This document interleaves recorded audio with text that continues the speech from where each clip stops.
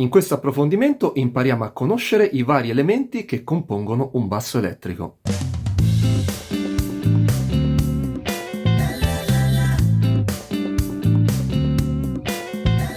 Dato che ci siamo procurati un basso elettrico e abbiamo deciso di imparare a suonarlo, sarà il caso ora di familiarizzare un po' con le varie parti che lo compongono. Partiamo con la paletta, che è l'estremità più distante da noi, eccola qui.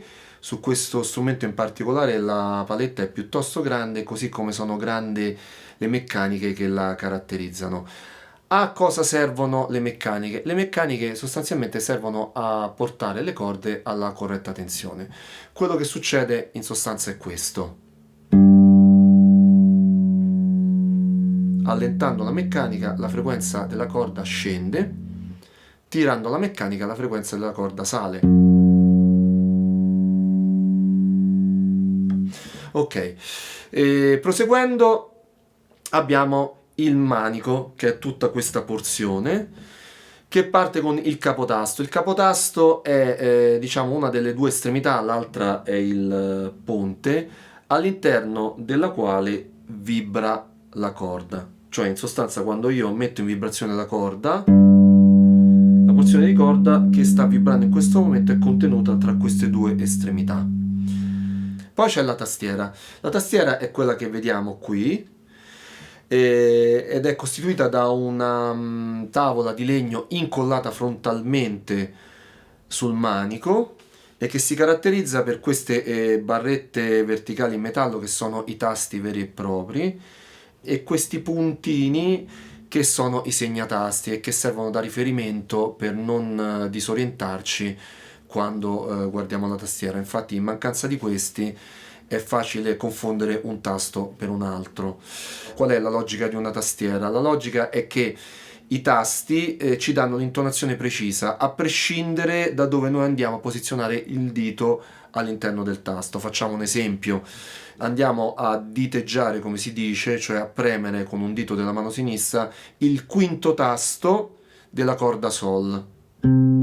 Otteniamo la nota Do, ma questa nota sarà la stessa a prescindere da dove noi andiamo a premere col dito all'interno del tasto, cioè sia che noi premiamo a ridosso della barretta di metallo, sia che noi premiamo un pochino più indietro, avremo sempre la stessa nota, perché la porzione di corda che entrerà in vibrazione sarà sempre contenuta tra le due estremità, una delle quali è appunto è sempre il nostro ponte, l'altra è la barretta di metallo. La tastiera può essere dello stesso legno del manico oppure di legno diverso. A proposito, quando sentiamo parlare dei legni con cui vengono realizzati i bassi elettrici, in genere sentiamo parlare di acero, palissandro, ontano, tiglio, mogano, ebano, eccetera. Questi sono i legni con i quali in genere vengono realizzati i corpi, i manici e le tastiere dei bassi elettrici. All'interno del manico alloggia una barra di metallo, in genere in acciaio, detta truss rod. Lo scopo di questa barra di metallo è quello di contrastare, di controbilanciare la tensione delle corde. Dobbiamo infatti pensare che la tensione delle corde del basso arriva a diverse decine di chili e tenderebbe a piegare il manico, a tirare il manico fino a piegarlo. Per contrastare questa tensione, appunto, all'interno del manico c'è questo tirante, la cui tensione può essere regolata grazie ad una vite, generalmente a brugola o a stella, il cui accesso si trova o in questa estremità, cioè dalla parte della paletta, oppure da quest'altra parte, cioè nel punto in cui il manico si inserisce nel corpo. Per avere un'idea di quanta tensione le corde nel loro insieme possano generare, ci basti pensare che in un pianoforte le corde possono generare una tensione di diverse tonnellate. Qui ne abbiamo solo 4 e arriviamo ad una tensione che si aggira intorno agli 80 kg, che sono comunque sufficienti a piegare il manico. Ecco perché è importante che il truss rod sia ben realizzato, ben posizionato e soprattutto ben regolato.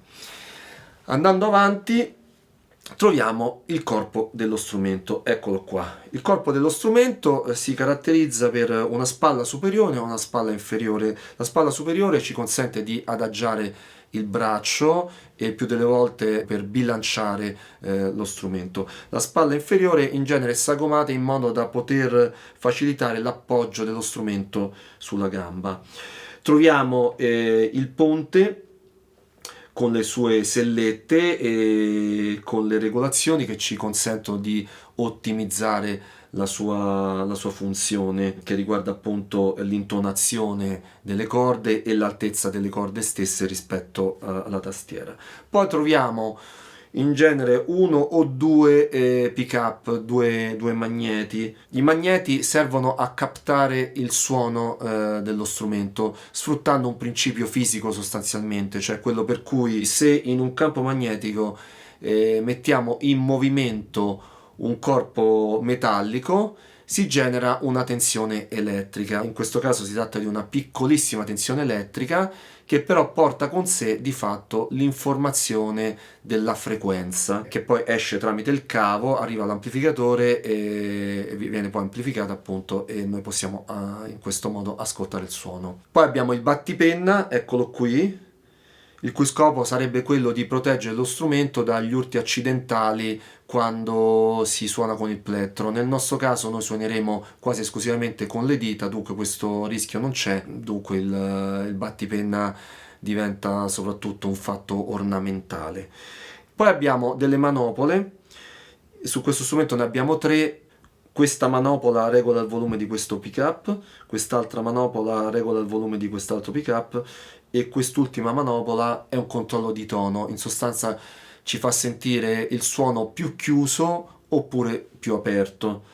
Sugli strumenti attivi molto spesso abbiamo un maggior numero di manopole. Cosa sono gli strumenti attivi? Gli strumenti attivi sono quelli che hanno appunto una circuitazione supplementare alimentata da una batteria, normalmente una batteria a 9 volts. Con questa circuitazione noi possiamo scolpire il suono. Su questi strumenti infatti in genere abbiamo delle altre manopole che non sono altro che un equalizzatore che serve ad esaltare le alte, le medie e le basse frequenze. Poi abbiamo la nostra uscita jack, cui appunto è collegato il jack che porta il segnale del nostro basso in forma di corrente a bassissima tensione all'amplificatore, che appunto lo amplifica e ci consente di sentirlo. Abbiamo poi dei perni, uno da questa parte e uno da quest'altra, che servono per mettere la nostra tracolla, che ci serve quando suoniamo in piedi. Ecco qui, la tracolla si fissa in questo modo. Ecco qua, dobbiamo sempre curare di fissarla bene in modo che non si sganci quando ci alziamo in piedi. Infine poi troviamo le corde, ovviamente, le 4 corde del basso elettrico tradizionale, eccole qui, che sono dalla più grave alla più acuta, Mi, La, Re e Sol. La più grave è posizionata più in alto, la più acuta è posizionata più in basso. Corrispondono sostanzialmente alle 4 corde del contrabbasso. Per chi ha maggiore dimestichezza con la chitarra possiamo dire che sono le stesse 4 corde della chitarra, però trasportate tutte un'ottava sotto. Per chi ha maggiore dimestichezza invece col pianoforte possiamo dire che il Mi, cioè la nota più grave del basso, corrisponde al Mi più grave del pianoforte, cioè avendo davanti la tastiera di un pianoforte, partiamo dalla nota più grave che in genere è un La, ci spostiamo da sinistra verso destra, il primo Mi che incontriamo corrisponde come frequenza al Mi del basso elettrico. E così a seguire, da questo Mi ci spostiamo sempre verso destra e il primo La che incontriamo sarà il La del basso elettrico come frequenza, e così a seguire. Il Re successivo sarà il Re del basso elettrico e il Sol successivo sarà il Sol del basso elettrico. Bene, spero che questo primo approccio conoscitivo possa essere utile a tutti coloro che si affacciano per la prima volta al mondo del basso elettrico. Sono tutti nomi e concetti che ricorreranno spesso nel corso delle prossime lezioni, quindi ci sarà modo di familiarizzare ulteriormente. Se avete domande, dubbi, perplessità, critiche, non esitate a scrivere nei commenti, io sarò davvero lieto di rispondere. Per il momento è tutto, vi ringrazio per l'attenzione e ci vediamo prossimamente. A presto, ciao!